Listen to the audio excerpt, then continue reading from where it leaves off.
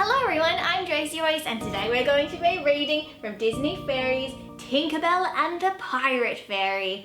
Army arties, here we go.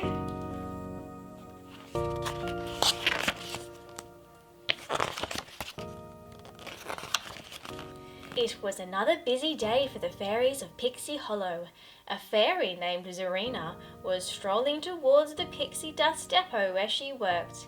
As fairies use pixie dust to fly, the other fairies assumed Zarina was walking because she had run out of pixie dust, which was surprising since she was a dust keeper fairy.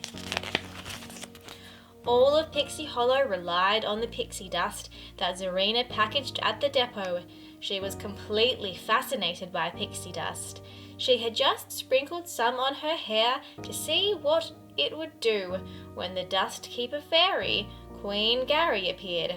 Today, it was Zarina's turn for blue dust duty. As Zarina followed Fairy Gary to the blue pixie dust vault, she peppered him with questions. She wanted to know if they could make other colours of pixie dust. Fairy Gary warned her, dust keepers are forbidden to tamper with pixie dust. As she transferred some of it to a small bottle, Gary also reminded her that she was not allowed to touch blue dust directly. When the bottle was ready, Zarina and Fairy Gary flew up to the boughs of the pixie dust tree. Fairy Gary poured the blue dust into the special container at the top. Instantly, the small amount of golden dust the tree produced flowed faster and grew brighter. Takes the golden dust from a trickle to a roar, Fairy Gary explained. Later, back at her cottage, where she had been secretly saving up her pixie dust, Zarina found a speck of blue dust in her hair. She was inspired to try again one of her many failed pixie dust experiments, this time adding a tiny bit of the blue dust. Suddenly, the dust turned orange and a smile lit up her face. Zarina couldn't wait to show Tinkerbell her discovery. She brought Tink to her cottage. She showed Tink how to make the orange dust let her bend moonbeams. I'm doing more, declared Zarina, and she put Tink to work, stirring while various pots of dust began to explode around them. Soon they had purple dust that let Zarina create a fast-flying whirlwind. To make pixie dust, Zarina had used 2 slivers of the blue dust. Zarina, I really think you should stop, Tink said firmly. Surprised by Tink's reaction, Zarina bumped into a table and spilled all of the pink dust onto a nearby plant. Suddenly, thick vines sprouted from the plant and tore through the cottage. The vines twisted and turned, spreading across Pixie Hollow and destroying everything in their path, including the dust depot. Queen Clarion wanted to know what had happened, and as soon as Fairy Gary saw the pink dust, he knew it was Zarina. She tried to apologize, but he interrupted to tell her she could no longer be a dust keeper. Zarina was devastated. She rushed back home, packed her things, and left Pixie Hollow. A year passed without a word from Zarina, and it was time for the annual 4 Seasons Festival. Every talent from every season would be on display. Everyone was enchanted as the Winter Fairies gave a spectacular show on the ice. Tink was still hard at work, fiddling with the latch on an elaborate music box. She looked up at the Winter Fairies skated by. That's my sister, said Tink proudly, as Periwinkle frosted flowers in front of the crowd. While everyone was watching the show, Tink and her friends spotted Zarina emerging from the shadows. She sprinkled pink dust behind the crowd. Soon, big red poppies began to sprout around the amphitheatre.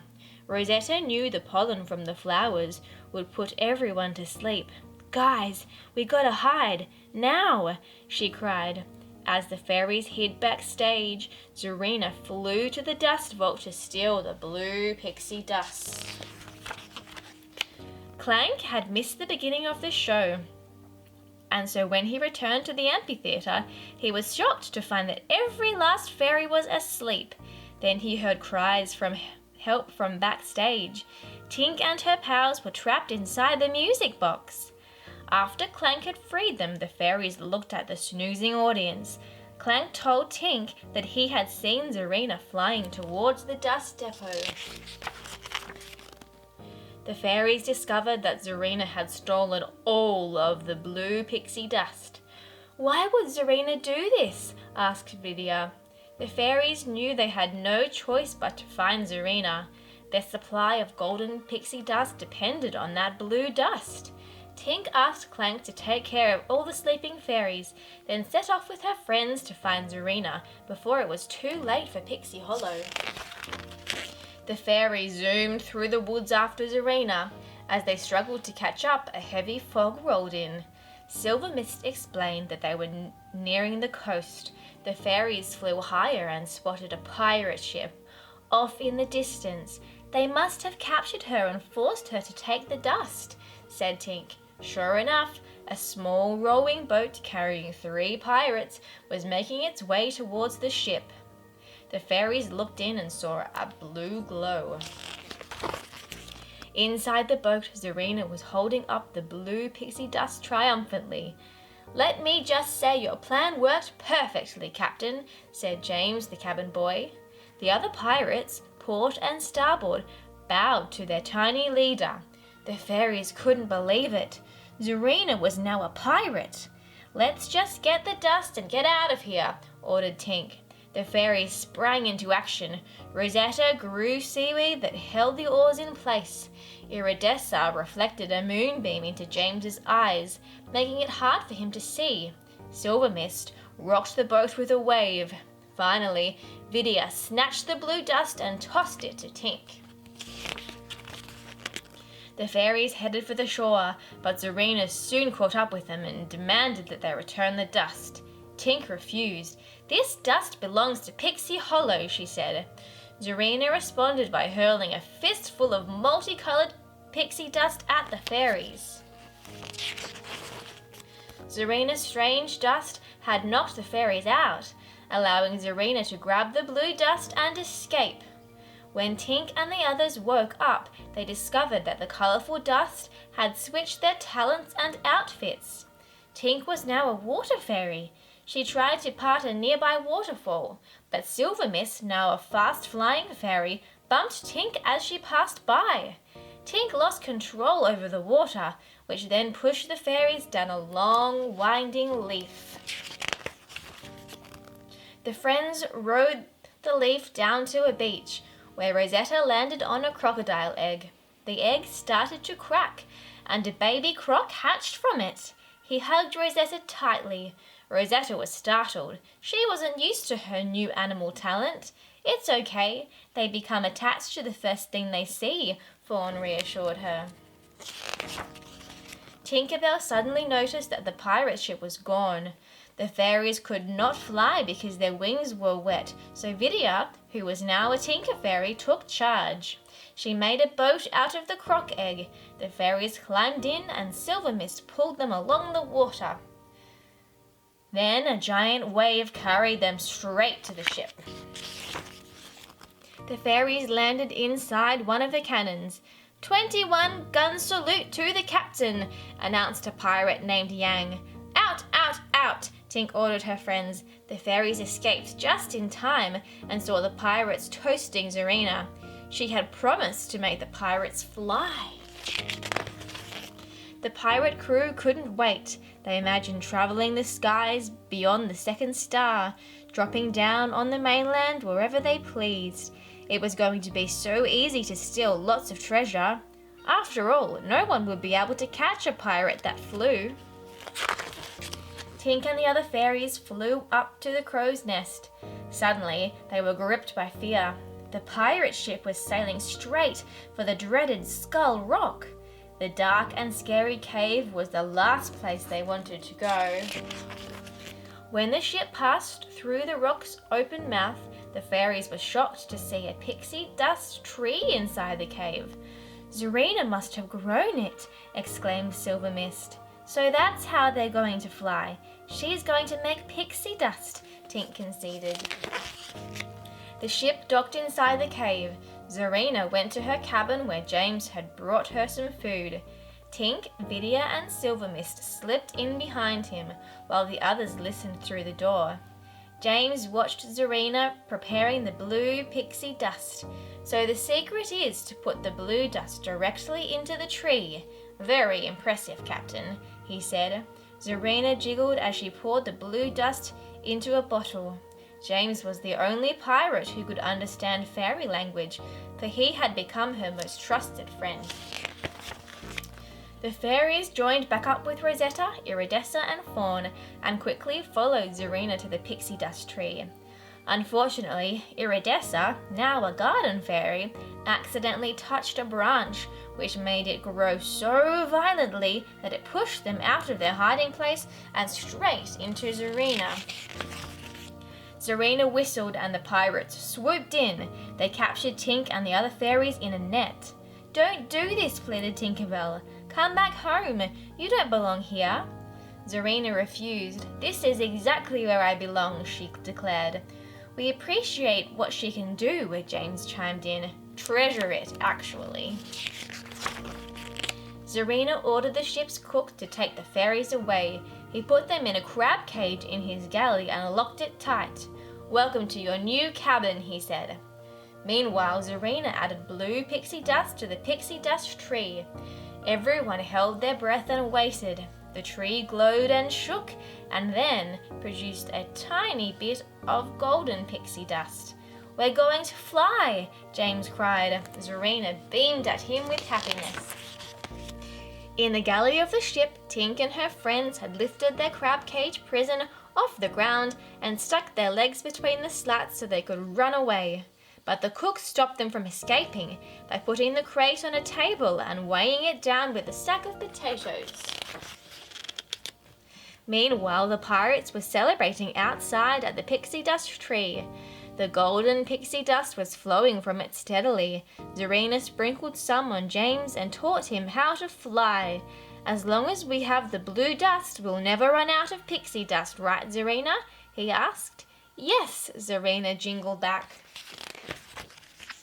"Well then, we won't need you anymore," James announced. He grabbed the stunned Zarina and locked her inside a lantern.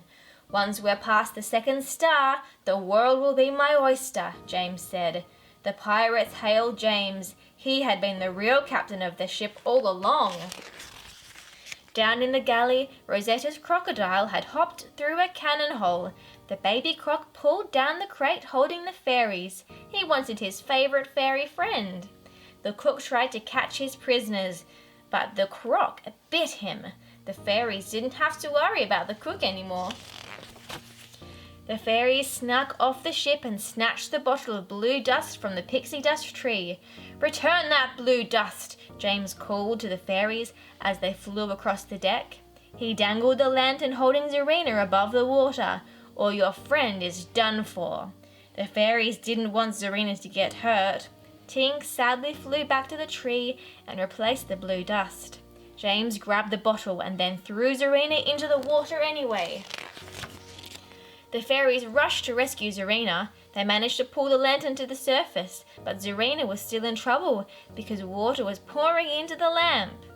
The fairies struggled with the latch. Finally, it opened just in time, and the other fairies flew Zarina to the safety of the rocks to dry off. Zarina was grateful to Tink and her friends. She apologized and offered to help them catch James. Zarina led the fairies to the flying ship, but the second star was not far away. They slipped into the captain's cabin undetected and reappeared looking like swashbucklers. The real pirates couldn't believe their eyes. "Get them off my ship," James commanded. The fairies quickly realized their tiny weapons were useless against the pirates, so they used their talents instead. Fawn blasted a pirate with a sunbeam, knocking him overboard. As Zarina fought James, she managed to trap him with the mast and snatch the blue dust from him. Zarina spun the wheel of the ship and it began to tilt. James's precious golden dust streamed off the ship, and when James reached for it, he fell. As Zarina helped the other fairies, James, now covered in golden dust, flew up behind her and claimed the blue dust back. But he dropped one speck. Zarina quickly grabbed it and threw it on James, who then rocketed into the air out of control. "From a trickle to a roar," she said with satisfaction. Then Tink used her water talent to create a giant wave in James's path, washing off all the golden dust. He crashed into the sea, where the crocodile swam after him. The fairies had won. They took control of the ship and flew it back to Pixie Hollow. When they reached the amphitheatre, Zarina used her dust to wake the sleeping crowd. "Zarina?" Fairy Gary exclaimed. "You're home!" And he pulled her into a giant hug. "She even grew a pixie dust tree!"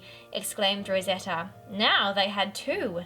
Queen Clarion was so impressed that she granted Zarina permission to show off her new talent.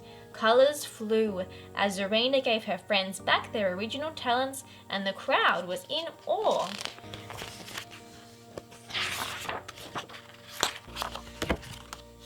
Wow, that pirate fairy is pretty cool. Well, thanks for reading with me, everyone. If you like this story, make sure you give it a thumbs up and hit subscribe to my channel. I'll see you next time. Bye!